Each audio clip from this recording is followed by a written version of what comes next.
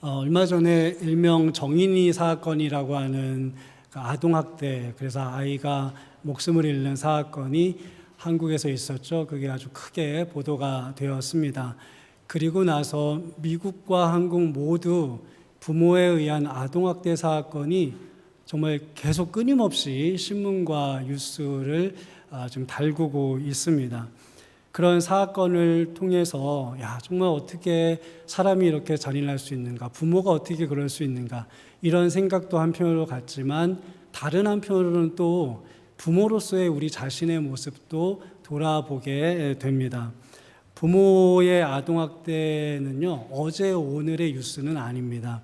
인류 역사와 더불어 아동학대의 이야기는 늘 있어 왔죠. 그래서 성경 안에도 부모에 의한 아동학대의 정황들이 여러 번 이제 포착이 되고, 우리가 친근히 아는 동화들 있잖아요. 이 동화들도 보면 아동학대에 대한 동화들이 얼마나 많은지 모릅니다. 다시 말하면 부모라고 해서 자동적으로 그냥 부모가 됐으니, 애가 나왔으니 애에 대한 무한한 사랑이 나에게 생기는 것은 아니라는 그런 말입니다.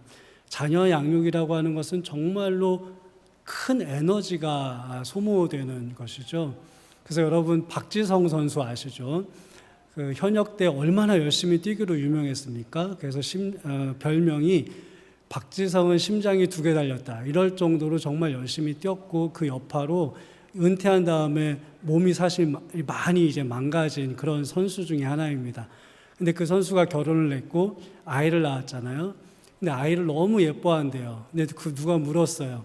아이 양육하는 거, 아이가 그렇게 기쁘고 좋은데 아이 양육하는 게 쉬우냐, 아니면 하루에 경기 2번 뛰면 어느 게 더 쉽겠냐 그랬더니, 아이는 너무 예쁘고 좋지만 둘 중에 하나 선택하라고 하면 자기는 하루에 축구 경기 2번 하는 것을 선택하겠다고 할 정도로 그렇게 아이 양육은 정말로 힘들고 어려운 것입니다. 그러니까 부모 안에서 이 아이를 양육하면서 정말 아이에 대한 어떤 분노, 미움, 이런 것들이 생길 수 있는 거예요. 그건 자연스러운 건데 그것을 정말 잘 컨트롤해야 됩니다. 좋은 아버지, 좋은 어머니는 그래서 저절로 되는 것 같지는 않고요. 날마다 하나님 앞에 주님, 제가 주님 안에 좋은 부모 되게 해 주십시오라는 그 기도는 하나님이 불러가시는 그날까지 우리는 끊임없이 해야 됩니다. 한국에 있는 판사분들 중에 천종호 판사라는 분이 계신데요. 이분은 이제 그 소년범들 재판을 전담하는 판사입니다. 이분이 쓴 책 제목 중에 이 아이들에게도 아버지가 필요합니다라는 책이 있거든요. 이 책 제목만 딱 보면 이 고아들에 대한 책인가 싶은데 그게 아니라 소년범들의 이야기를 다룬 책입니다. 이 소년범들은 말이 소년범인데 정말 그 소년범들이 저지르는 범죄를 보면 요즘에는 어른 못지 않거든요. 예전에 어른들이야 청소년 시절에 뭐 죄를 졌다 그러면 기껏해야 짓는 게 패싸움 혹은 뭐 남의 물건 훔치는 거. 그리고 저 때는 어떤 아이들이 좀 있었냐면 뭐 본드 뭐 이렇게 그런 환각제 들여 마시는 아이들, 이런 아이들이 잡혀서 뭐 이렇게 좀 재판받고 그랬거든요. 그런 게 다였는데 요즘 아이들 범죄 수준은 그 정도가 아니에요. 어른들 뺨칩니다. 그러니까 어른들보다 더 잔인해요. 그래서 요즘 그 사람들이 아무리 아이들이라고 해도 죄를 지으면 그 죄값을 좀 달게 물어야지 너무 처벌이 가벼운 것 아니냐, 이런 여론이 이렇게 들끓고 있습니다. 그만큼 아이들이 참 잔인해지고 그렇게 되었는데, 이 천종호 판사는 그런 잔인한 아이들을 많이 다뤘을 거 아니에요. 그럼에도 불구하고 그 아이들을 어떻게 부르냐면요, 그들도 한때는 예쁜 꽃이었다, 이렇게 이제 부릅니다. 그런데 그런 예쁜 꽃들이 어떻게 이렇게 끔찍한 아이들이 되었는가? 이분이 많은 아이들을 만나면서 알게 된 것은 그 범죄를 저지르는 아이들 대부분이 부모에게 학대를 당했거나 버림받은 아이들이었다는 거예요. 특별히 아버지로부터 학대를 많이 당한 아이들, 버림받은 아이들, 이런 아이들이 그렇게 잔인해지더라, 이런 것들을 이분이 알게 된 겁니다. 그래서 이분은 판사의 일도 하지만 이 소년범 아이들을 좋은 과정과 서로 연결해주는 그런 활동들도 굉장히 활발히 하고 계신 분입니다. 그들이 그런 과정을 통해서 아버지의 사랑을 회복하고 부모의 사랑을 회복할 때 이 아이들이 변하더라라는 것을 이분이 경험을 많이 했다고 그래요. 제가 언젠가 TV에서 두 아들을 아버지가 교육을 잘 시켜서 좋은 대학에 보낸 그 아버지가 나와서 강연하는 것을 들었거든요. 근데 이 아버지는 그냥 뭐라 그럴까요? 교육력만 뜨거운 그런 아버지가 아니었어요. 이 아버지에게 스토리가 있는데 어렸을 적 너무 가난하게 살았죠. 거기다가 이분이 난독증이라는 걸 알았대요. 그러니까 책을 제대로 읽기가 힘든 거예요. 그래서 이분 학력이 중졸이 다예요. 중졸이 다니까 뭐 번듯한 직업을 구할 수 없었겠죠. 그래서 막노동, 잡일 이런 것들을 했대요. 그러다가 결혼을 했어요. 부부가 열심히 일을 하는데 도저히 가난해서 벗어날 수가 없는 거예요.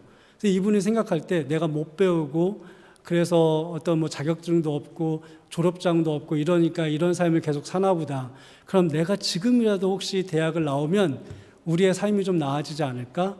이런 생각을 하셔서 그의 나이 45살에 공부를 하기로 결정을 해요. 대학을 가기로.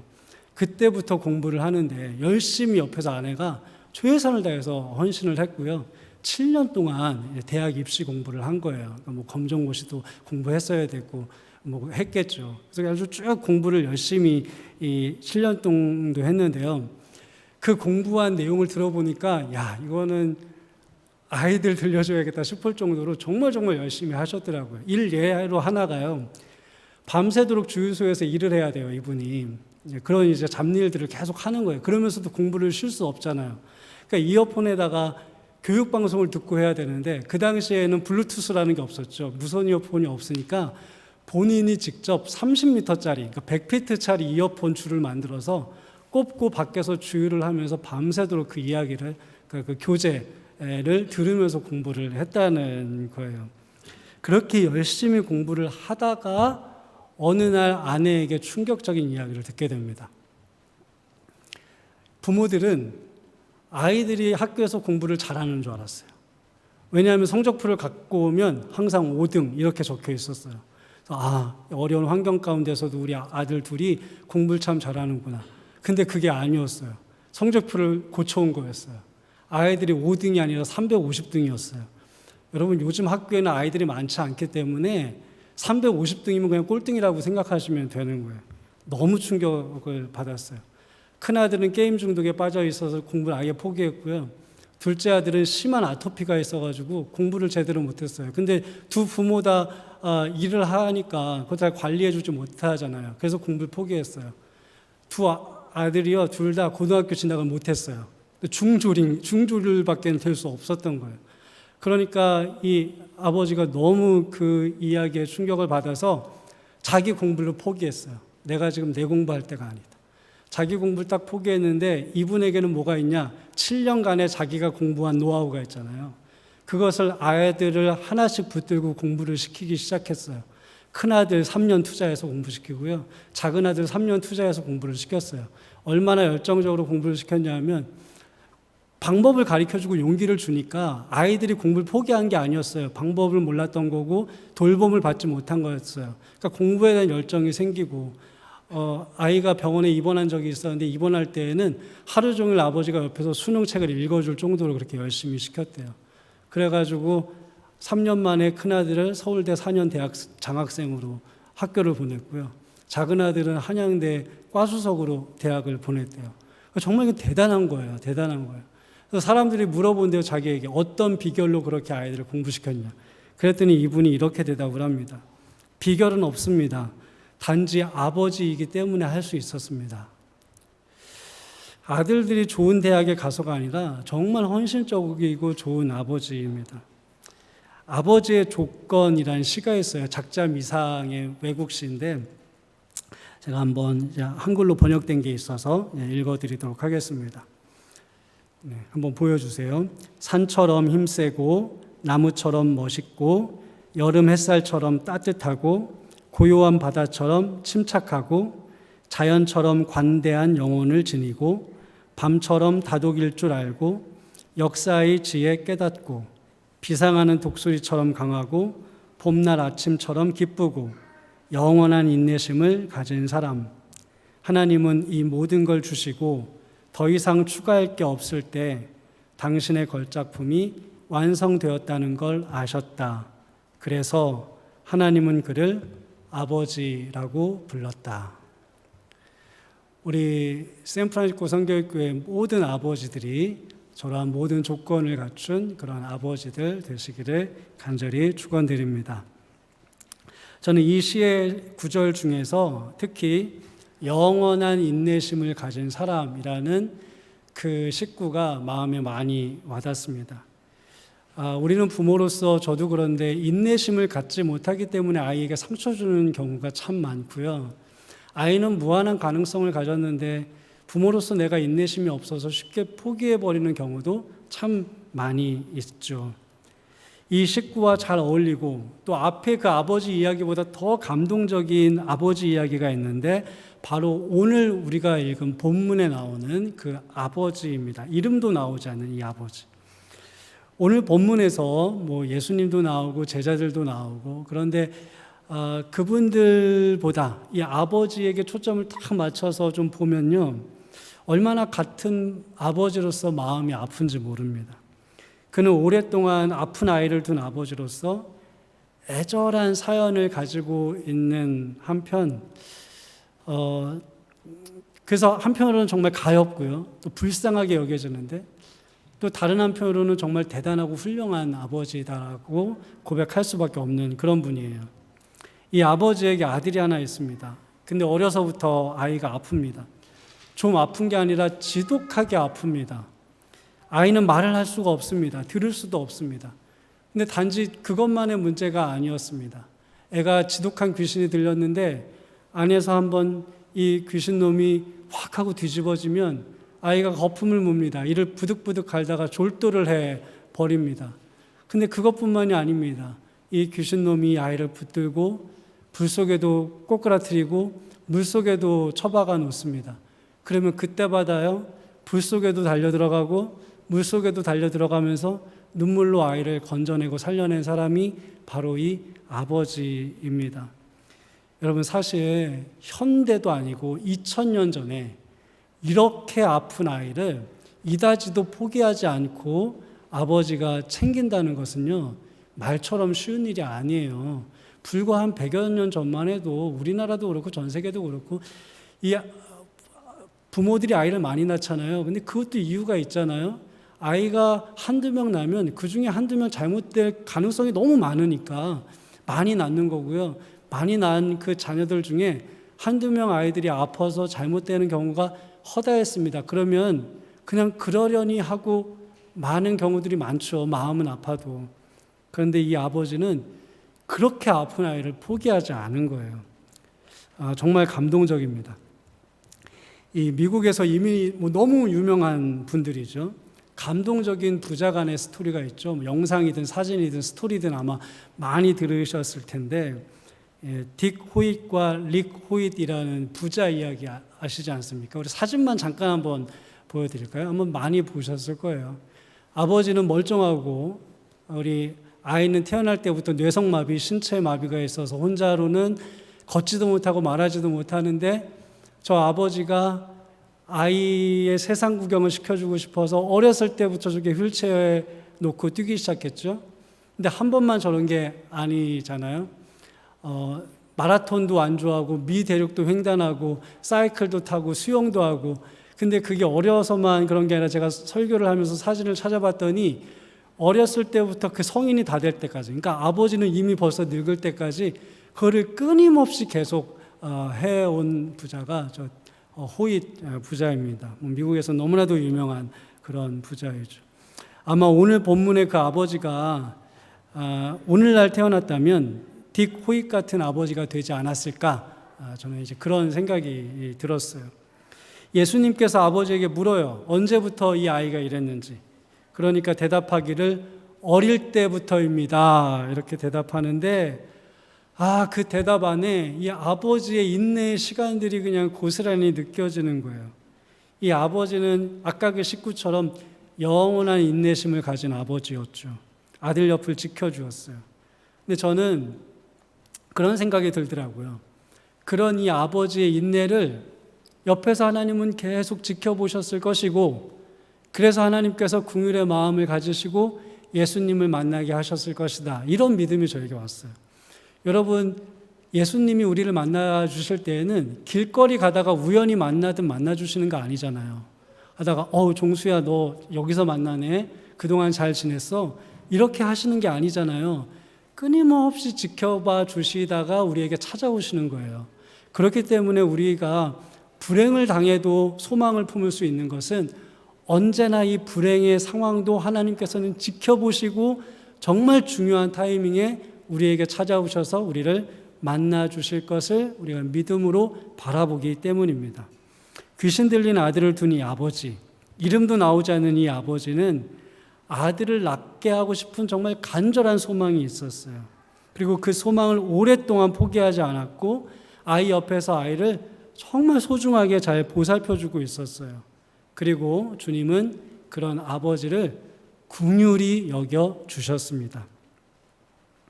다만 이 아버지에게 한 가지 부족한 것이 있었습니다. 간절함은 충분해요. 헌신도 충분해요.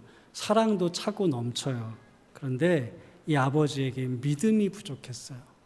여러분이 만일 좋은 부모가 되고 싶으시면 무엇보다 주님이 함께 하시면 주님 안에서 내 자녀가 잘 될 수 있다는 분명한 확신이 여러분에게 먼저 있어야 돼요. 그래야 좋은 부모가 됩니다.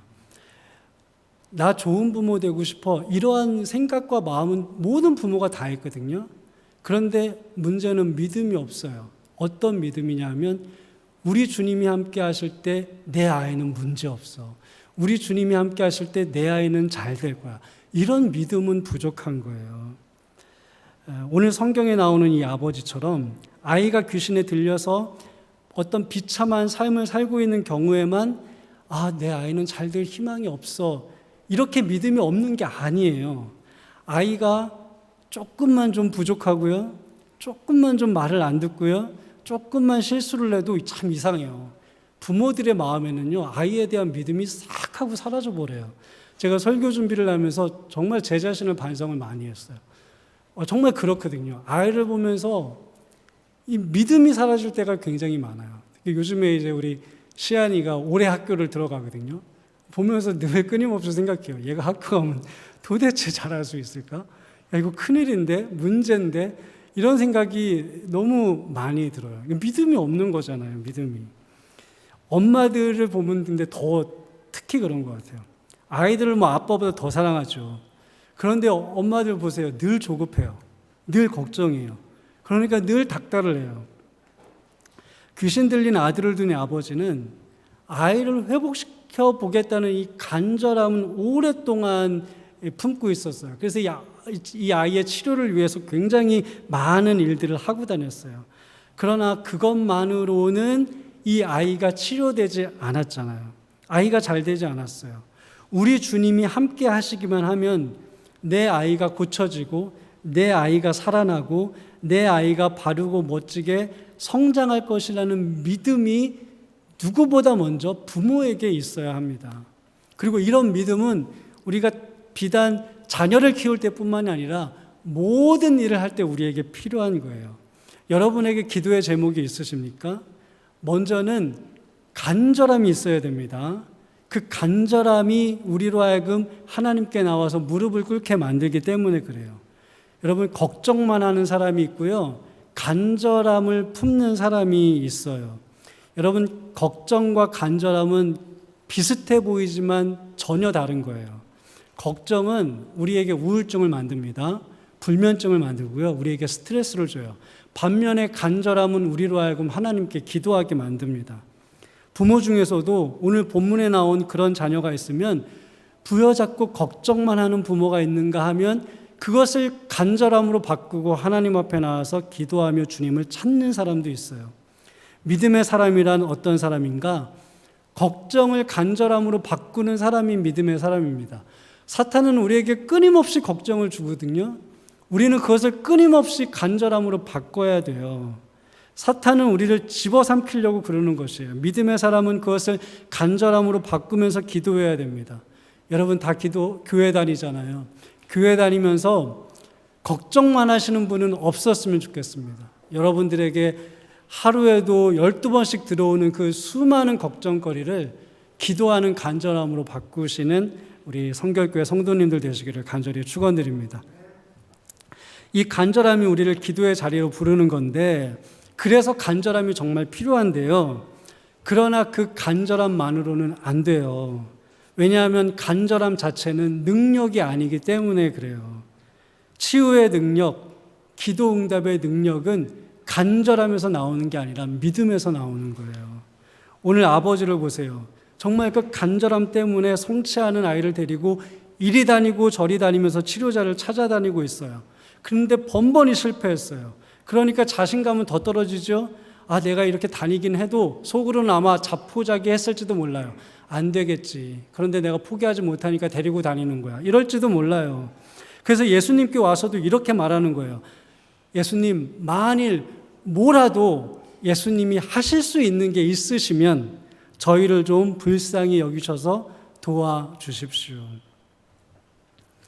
이 아버지의 마음은 10분 이해하고 남습니다.